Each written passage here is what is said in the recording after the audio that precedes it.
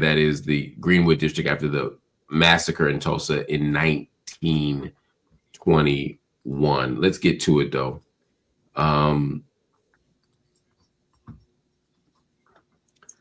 The Tulsa Race Massacre of 1921 is an important historical event. If you don't know, it was a moment where there was a Black Wall Street, a prosperous, economically vibrant Black neighborhood in Oklahoma that was destroyed. But it wasn't just destroyed, 300 people were killed.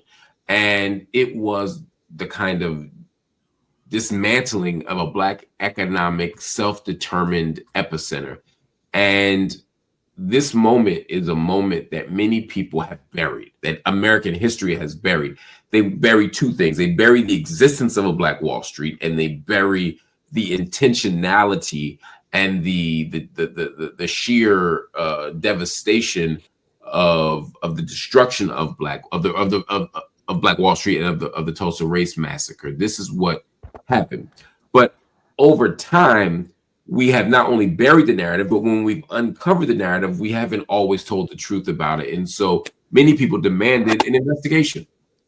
And so the Justice Department actually did an investigation. They issued a report, which was released 3 days ago on Friday. And they determined a few things. But the biggest thing was, in my estimation, was that the 300 people killed, they weren't killed because of some uncontrollable mob. This wasn't just angry white people who just had a bad day. This was, quote, a coordinated military style attack by white citizens. The Justice Department released that information on Friday. If you don't know, again, the report itself stemmed from an investigation that was announced in September. And it's the first time in American history that the U.S. government has actually taken the time to care about what's happening in Greenwood, which is a neighborhood in Tulsa, to take the time to focus on what happened between May 31st and June 1st of 1921, to take the time to figure out the origins of the crisis. And if you don't understand or don't appreciate how bad the Tulsa Race Massacre is, I mean, it's generally considered to be a civil right at the level of civil rights crimes, a crime that was unique in magnitude, barbarity, racist hostility, and utter annihilation of a thriving Black community. That's a quote from Kristen Clark, who's an assistant attorney general for civil rights. I'm going to fast forward a bit because I want to get my guest take on this. The Justice Department began an investigation on this because this was an act of racial terrorism. This was an awful crisis. And so the Justice Department began its investigation under the Emmett Till Unsolved Civil Rights Crime Act, which seems oddly specific, but actually quite useful in this moment. And it allowed them to investigate things that happened before 1980. We see lots of new laws and policies that are allowing people who were disenfranchised and marginalized to pursue justice, even if the ostensible statute of limitations has ended. Anyway, they issued a 123-page report. And this report is important. It's powerful. It corrects the record. It gives you a sense of the scale of the devastation, but it also gives you a sense of the afterlife of the massacre. That is to say, what are we going to look like afterward? And I think the report is important. But the report did another thing that I think is important.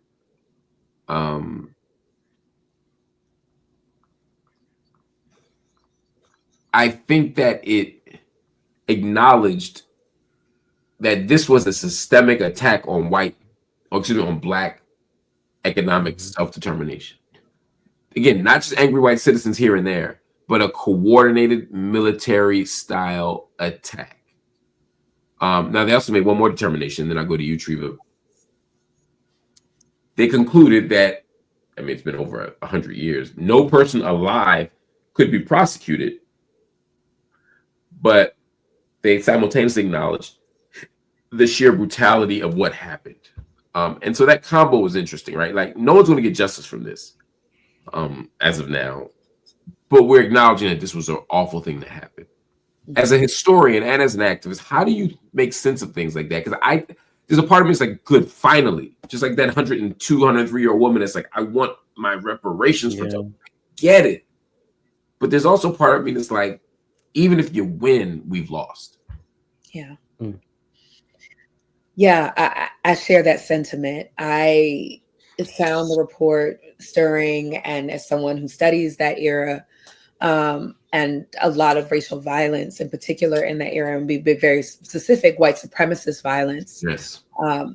that happened in that era. So many of these are more systemic than we think. And so often they're framed as race riots, race massacre, these things, and we just say race, and we're not talking about white violence. And this nation is built on white supremacist violence. And one of the biggest threats to the myth of white supremacy, superiority, is Black self-determination. And so Tulsa, as indicative of that, of an example of that, and then being destroyed in the way that it was with such brutality, is an important moment of affirmation of a truth so many of us have known. As a historian, we want to get to the facts, to the data, to the archive. We want to get to that, but we know it. We know white supremacist violence. We know when it shows up, because it shows up in so many ways in our current moment as well. There are all of these barriers that are in place, and there's no way to repair this, right? Even if there were direct reparations to the descendants of the people of Tulsa, nothing repairs what was lost here. There's nothing that's possible in this moment that would do that. The acknowledgement in that way is both affirming of a truth we know and frustrating, because that truth is ongoing and still unfolding, and that afterlife of Greenwood, of Memphis, of DC, of Detroit, we could go on and on and on with this white supremacist for sure acts of violence, that there's never a way to make it okay. You don't get made whole again, right? White supremacy rips out the possibility of being made whole again. That's a very sobering logic, and I don't disagree. It's just like, damn. A bullet said, I never heard a single word about this, nor the move fire in Philly, nor the election day massacre. Okay, I mean, like, this is our new reality, and we got to get used to it. Jameer, I'll give you the last word on this.